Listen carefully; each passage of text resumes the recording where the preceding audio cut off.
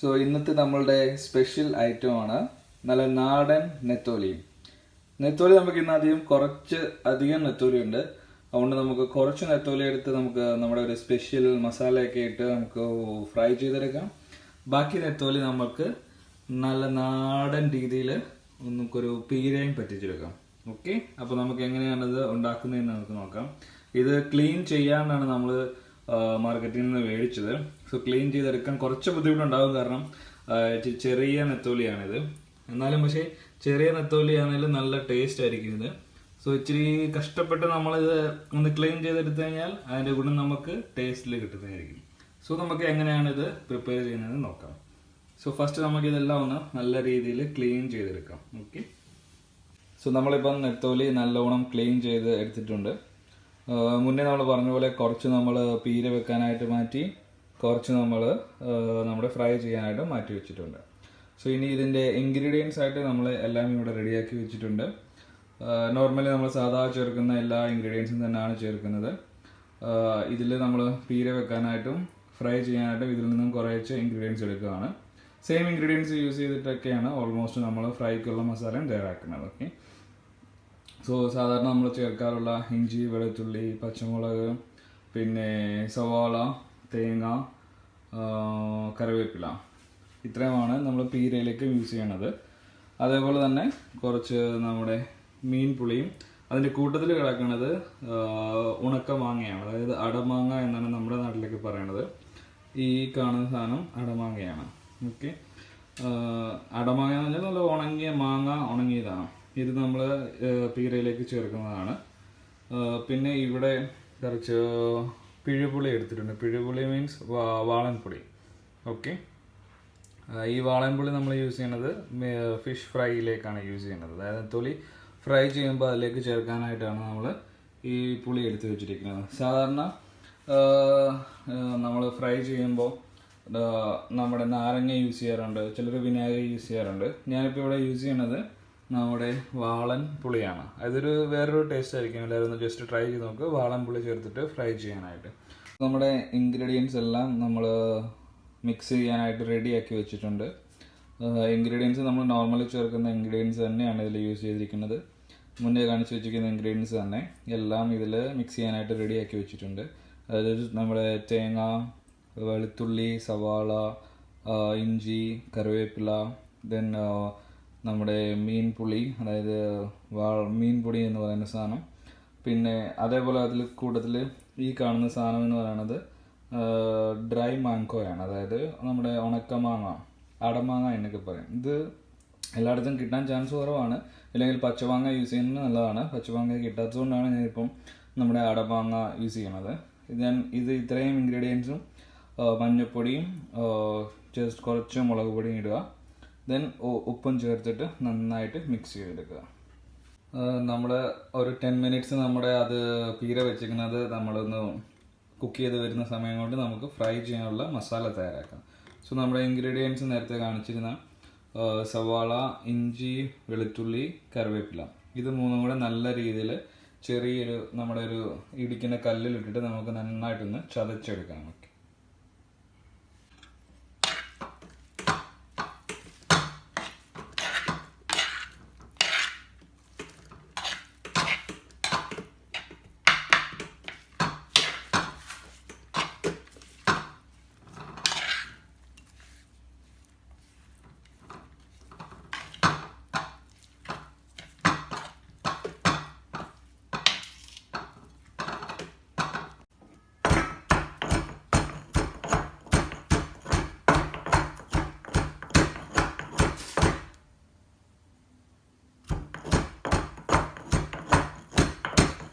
So നമ്മുടെ മസാലയും നമ്മുടെ എല്ലാ തേങ്ങാപ്പീരയും എല്ലാം ചേർത്ത് വെച്ച് നമ്മൾ മിക്സ് ചെയ്ത് വെച്ച നമ്മുടെ നെത്തോലി നമ്മൾ കുക്ക് ചെയ്യാനായിട്ട് റെഡി ആയിട്ടുണ്ട്. ഇനി നമ്മുടെ സ്റ്റവ് ഓൺ ആക്കിയിട്ട് അതിൽ ലോ ഫ്ലെയിമിൽ കുറച്ച് വെള്ളം കൂടെ ചേർത്തിട്ട് നമ്മൾ എന്ത് ചെയ്യുക, ഇതിങ്ങനെ അടച്ചു മൂടി വെക്കാം. ദെൻ ഒരു 10 മിനിറ്റ് ഇങ്ങനെ അടച്ചു വെച്ചിരിക്കാം. ബട്ട് പ്രത്യേകം ശ്രദ്ധിക്കണം, നമ്മുടെ തീ എന്ന് പറയുന്നത് ലോ ഫ്ലെയിമിലായിരിക്കണം, ഇല്ലെങ്കിൽ ഇത് അടുക്കി പിടിക്കാനുള്ള ചാൻസ് ഉണ്ട്. അതുകൊണ്ട് ലോ ഫ്ലെയിമിൽ വെച്ചിട്ട് ഒരു 5 മിനിറ്റ്സ് അല്ലെങ്കിൽ 10 മിനിറ്റ്സ് മാക്സിമം ഇങ്ങനെ മൂടി വെച്ചിരിക്കണം. ഇനി നമ്മൾ മൂടി വെച്ചിരുന്ന നമ്മുടെ നെത്തോലി പീര വെക്കാൻ വെച്ചത് ജസ്റ്റ് ഇടയ്ക്കൊന്ന് തുറന്ന് നോക്കിയിട്ട് നമ്മൾ ഒന്ന് ഇളക്കി എടുക്കണം. ആവി പിടിച്ചിങ്ങനെ ഇളക്കുന്നില്ലേ, ഇനി ഒന്ന് അടുക്കി പിടിക്കാണ്ടിരിക്കാനായിട്ട് ജസ്റ്റ് നമ്മളൊന്ന് എന്ത് ചെയ്യുക, ഒന്ന് ഇളക്കി കൊടുക്കുക.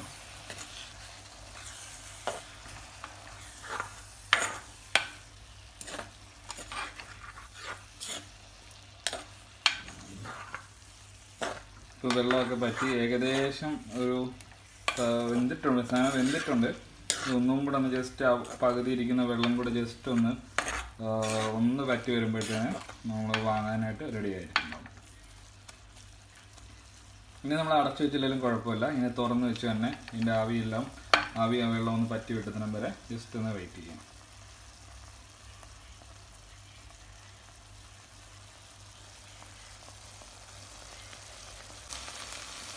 സോ ഇപ്പം നമ്മുടെ നെത്തോലിയുടെ തുറന്ന് വെച്ച് നമ്മൾ വേവിച്ചത് ഇപ്പോൾ വെള്ളമെല്ലാം പറ്റി നല്ല ഡ്രൈ ആയിട്ട് വന്നിട്ടുണ്ട്.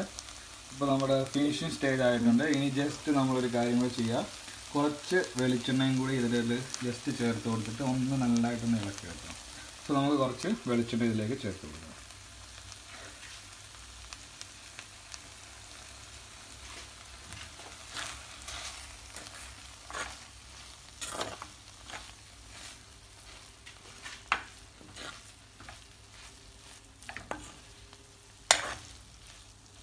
നമ്മുടെ വെളിച്ചെണ്ണയോട് ചേർത്ത് വെച്ച് ജസ്റ്റ് ഒരു മിനിറ്റും കൂടെ ജസ്റ്റ് ഒന്ന് അടുപ്പിൽ വെച്ചിട്ട് നമുക്ക് വാങ്ങാവുന്നതാണ്. സോ നമ്മുടെ നെത്തോലി പീര ഇവിടെ റെഡി ആയിരിക്കുന്നു. സോ നമ്മൾ മസാല കൂട്ടി ചെയ്യാനുള്ള മസാല എല്ലാം റെഡി ആയിരിപ്പുണ്ട്.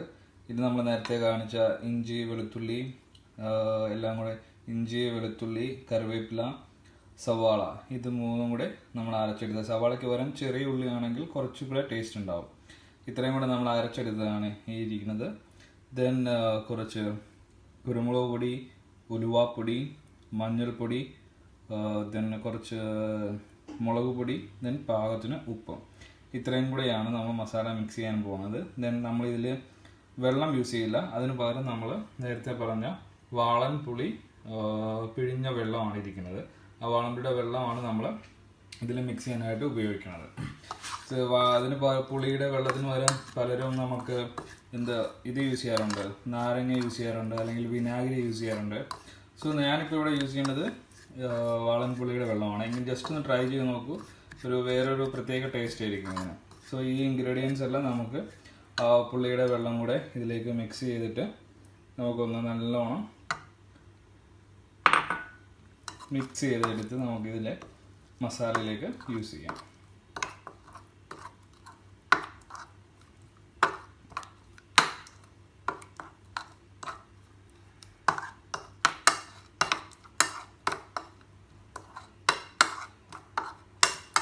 നമ്മൾ മിക്സ് ചെയ്ത മസാല നന്നായിട്ട് മിക്സ് ആയിട്ടുണ്ട്. ഇനി നമുക്ക് ഈ മസാല ക്ലീൻ ചെയ്ത് വെച്ചിരിക്കുന്ന നമ്മുടെ നെത്തോലിയിലേക്ക് അപ്ലൈ ചെയ്ത് കൊടുക്കാം.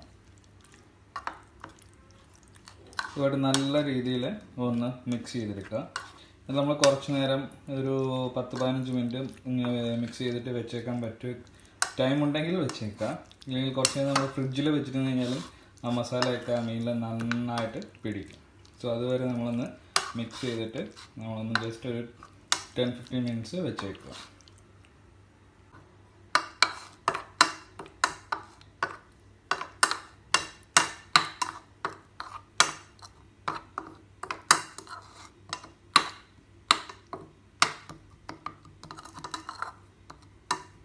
അടുത്തതായിട്ട് നമുക്ക് നമ്മുടെ മസാല ചേർത്ത് വെച്ചിരിക്കുന്ന നെത്തോലി നമുക്കൊന്ന് ഫ്രൈ ചെയ്തെടുക്കാം. സോ അതിനായിട്ട് നമ്മളൊരു ചട്ടി വെച്ചിട്ട് അതിൽ എണ്ണ ഒഴിച്ചു. എണ്ണ ഇപ്പോൾ ചൂടായിട്ടുണ്ട്. സോ ഇതൊന്ന് ഫ്രൈ ചെയ്തെടുക്കാം. നമ്മുടെ ചൂടായ എണ്ണയിലേക്ക് നമ്മുടെ മസാല ചേർത്ത് വെച്ചിരിക്കുന്ന ഫിഷ് നമ്മളിപ്പോൾ ഇട്ട് കൊടുക്കാൻ പോവാണ്.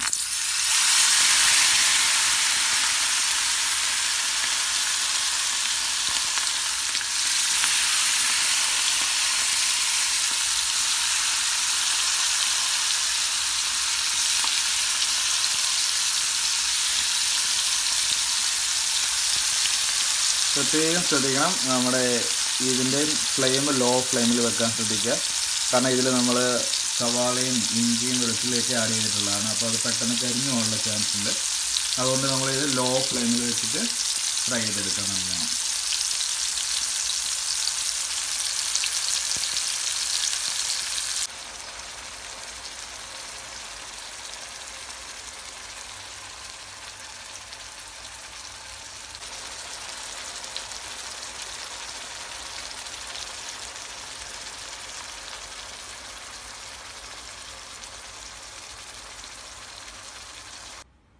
സോ ഇപ്പോൾ നമ്മുടെ നെത്തോലി ഫ്രൈ ചെയ്ത് ഞാനൊരു പ്ലേറ്റിലേക്ക് മാറ്റിയിട്ടുണ്ട്.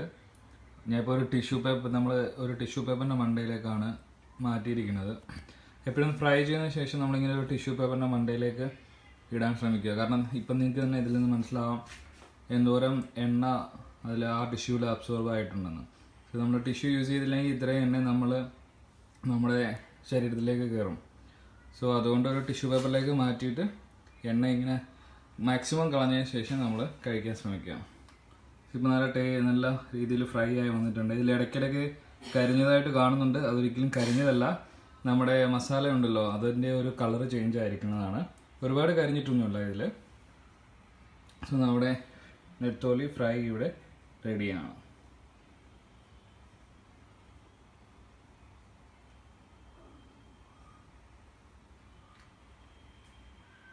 സോ നെത്തോലി ഫ്രൈയുടെ കൂടെ നമ്മളതിൻ്റെ കൂട്ടത്തിൽ വെച്ചിരുന്ന നെത്തോലി പീരയും ഇവിടെ റെഡി ആയിട്ട് ഇരിപ്പുണ്ട്. നെത്തോലി പീര നമ്മളിങ്ങനെ റെഡിയാക്കി വെച്ചിട്ടുണ്ട്. നമുക്കത് ചോറിൻ്റെ കൂടെ നമുക്ക് കഴിക്കാം.